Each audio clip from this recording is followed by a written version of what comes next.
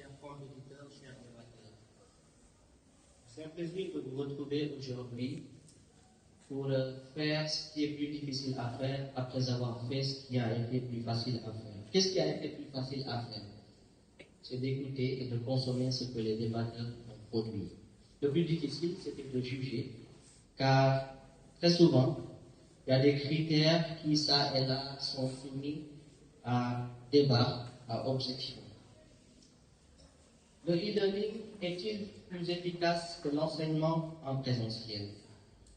Comme à l'accoutumée, les deux équipes ont fait ce que j'appelle un débat parallèle. C'est-à-dire, chaque équipe est allée produire un texte, le parceriser pour venir le plaquer. Ce qui n'est pas un débat contradictoire. Parce que dans un débat, il s'agit de rebondir sur les arguments de l'équipe adverse pour produire ce qu'on appelle des contre-arguments.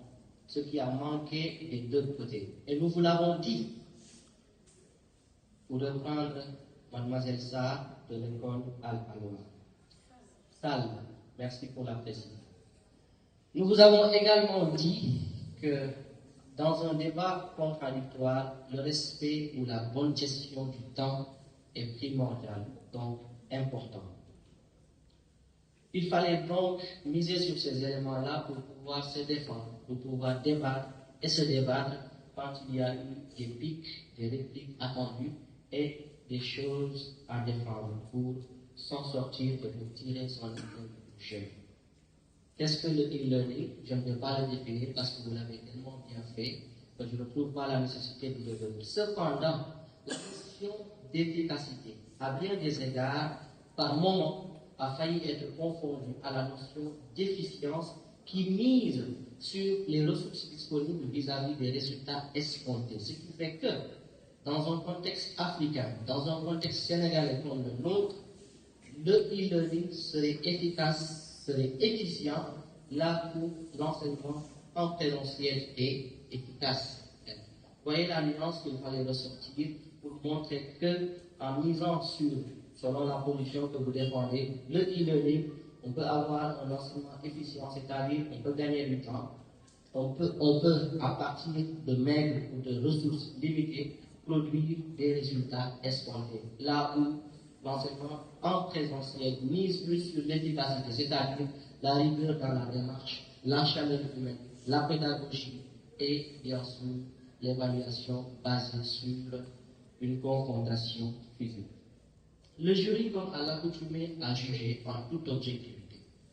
Et d'après son jugement, il s'est appesanti sur les critères de fond et de forme pour donner la notation.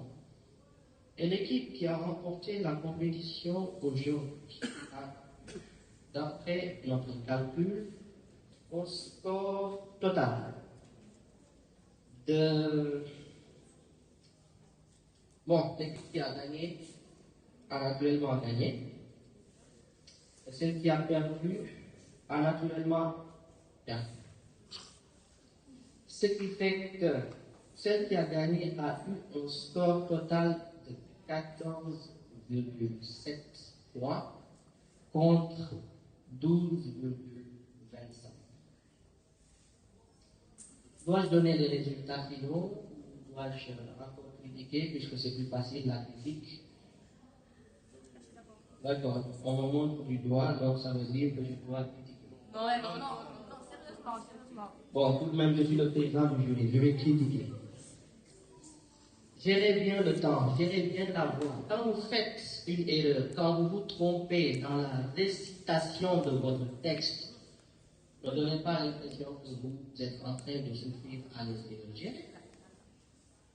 Restez zen, continuez, revenez en arrière, faites des tournures comme autant pour moi, comme devais-je dire, du moins, plutôt. Tout ça, ce sont des tournures qui vous permettent de vous retrouver dans votre texte. Mais encore une fois, il faut écouter quand l'adversaire parle pour déceler les failles contre lesquelles vous allez vous positionner pour faire gagner votre équipe. Aujourd'hui, à l'unanimité, l'école Al-Aloha a remporté la manche.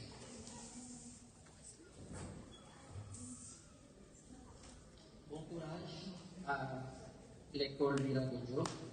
Et on se retrouve très bientôt pour d'autres débats sur d'autres thèmes pour l'excellence, le mérite, l'honneur et la culture